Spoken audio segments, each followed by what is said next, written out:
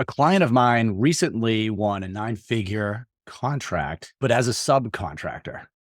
This is how we did it. Hey guys, Ricky Howard here. This one has to do with a client that we had, but they're winning through subcontracting. I think a reason that a lot of people are interested in this is because we think about being a prime contractor with the government. We're the ones writing the proposal, going after the bid, but you'd be shocked at how many companies just focus on subcontracting and how you can make a lot of money selling to the government as a subcontractor. There's pluses and minuses, of course. As a prime contractor, you're in control, but you're also the one responsible at the end of the day for everything. You're the one also writing the proposal. You're the one that is on the hook for all of the accounting and making sure you're getting paid and all of that. So as a subcontractor, it can alleviate some of that. And a lot of people, a lot of companies get their start in subcontracting just to get past performance. Further, I think just a good point, even the big companies, they're constantly priming or subcontracting. They're going back and forth, just depending on what the government is asking for and what they need. The main point is don't overlook subcontracting when selling to the government. Big companies often will also sub or prime depending on what the government wants. It may not be what the government wants. It may be how the government's going to put somebody on contract. You might not have a specific contract vehicle that the government intends on using, like GSA or NASA SOUP or something like that.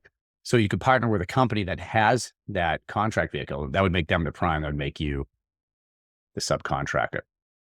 Now, whenever I'm coaching clients, and that's what we do at dodcontract.com. So you can head over there to dodcontract.com if you're interested in coaching. But when we're working with our clients, I want to make sure that they're not making the biggest mistake when they're going about subcontracting. And that is a lot of companies that are new to this will think, hey, when they find out that public sector or US federal government purchases are public, then they can go out and they can find the companies that are actually on contract. They're like, oh, I'll make a list of these companies and I'm just going to blanket carpet bomb them with email campaigns to see if, hey, do they need my assistance? They're already on contract. I'm just going to reach out to them and tell them that I provide cybersecurity services or advertising or accounting, whatever it is that you do. And they'll respond back to me. Now, if you send 1 million of those messages, I'm not saying you're not going to get any responses, but you're most likely not going to get any responses when you're taking that method. It's not the best use of your time. Could get lucky, but you're essentially, what I call that is begging for work. You're begging for work. And honestly, I think you're wasting your time. Now, this is what you actually want to do. You want to put in a little bit of the work. You want to be strategic. You're finding an opportunity early. I've been through this talking about sources soughts, going through acquisitions forecasts, but find a sources sought or an RFI for something that you do. Maybe you do 80% of it, half of it, but something within that sources sought that you can find on sam.gov is something that your company does. Now, you can start generating a response to that. What I always do is I reach out to the office, maybe ask some clarifying questions. What that does for you is now you are in communication with that office. And this is really important because what you're going to do next is, let's say that this is an opportunity with the US Air Force, since that's my background and I'm a little biased, right? So you're trying to sell to the Air Force. Maybe it's Lifecycle Management Center. And now what you want to do, and let's say I said advertising, so we'll go with advertising. Now you're going to go out and you're going to find companies that have sold to the Lifecycle Management Center in the Air Force in advertising and do some of the things that maybe you don't do, but are included in the sources sought. And the sources sought is just the government saying, hey, who can do this type of work? Do you have any recommendations for us? I have entire podcasts and YouTube episodes on what that is. So we're not going to get into that today. But the point is, you want to reach out to 5 or so companies that have past performance selling the thing to that specific agency, in this case, Air Force Lifecycle Management Center. Now, instead of a cold email where you're begging for work, what you're actually doing is you're saying, hey, this is my company. I'm in communication with an Air Force office or the Army office, whoever you're talking with. I'm in communication with them about an upcoming opportunity. We can do part of the work, but I could see that your company could probably handle the other part. Do you want to get on the phone and talk about this upcoming opportunity?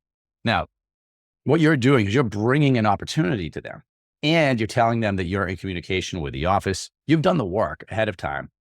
they're going to be much more likely to respond to you and say, yes, let's get on the call. In fact, I would say if you're doing this right, 3 out of 5 should be saying, yeah, let's jump on a call. And the 2 that aren't, at least one of those probably just isn't getting your email, like it's going to spam or something, or your calls. And you can always call them. So you're going to get a better response if you just call someone also, right? So now you've brought an opportunity to them. Now, if I'm sending an email, I would just say just a couple of words of caution here. What you don't want to do is you don't want to send them a link to the opportunity, because now why do they need you? You still have the relationship. So they still, if they're above board, if they're interested, they'll set up a meeting. But I don't send that out. I just tell them I have an opportunity, and I might tell them it's with an Air Force office or whatever, and I'm a communication, but I'm not telling them, I'm not sending them the link. I'm not telling them the exact opportunity. I give them some generalities, right? It's regarding advertising. I can see you've done this in the past. If you want to talk, let me know. That's my tip for this week. And by the way, that got a lot of reactions, and that got a lot of questions and comments. A lot of individuals. That's probably one where it was less opinionated, as far as I wasn't getting a lot of hate when I posted that, although I have gotten some hate with some of my opinions on government contracting, but that's okay. We all have our approach. This is mine. This is a very powerful way of winning contracts, winning subcontracts. The GovClose certification is generating tremendous results. So 27 years old, you've never worked in government contracting, you've never worked as a consultant, and you just closed your first deal, is that correct? That's fair. And I've got a couple small projects on the side as well. So definitely probably my best investment I've made all year. It would be my second post on how a cold call landed a 9-figure government contract. My name's Gavin Tice. So my name is Ethan Mart.